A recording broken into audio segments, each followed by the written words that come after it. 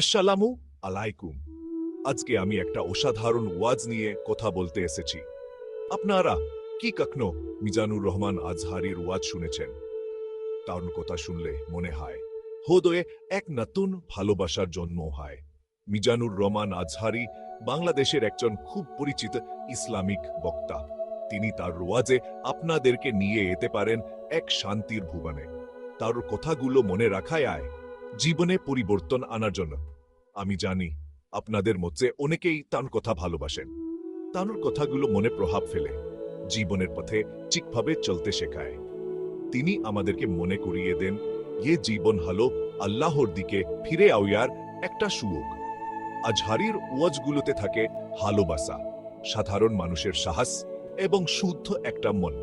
তিনি বলেন, আল্লাহকে ভালোবাসলে জীবনে কোনো অশান্তি থাকবে না। আপনাদেরকে বলছি, আজহারির কথা শুনলে মনে হবে আল্লাহ আমাদের সাথে আছেন।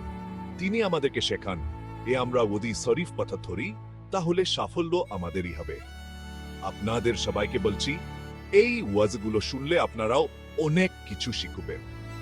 মিজানুর রহমান আজহারির অনুপ্রেরণাদায়ক ওয়াজগুলো শুনবেন আর নিজের জীবনে আনবেন নতুন একটা দরজা। ধন্যবাদ। আসসালামু আলাইকুম।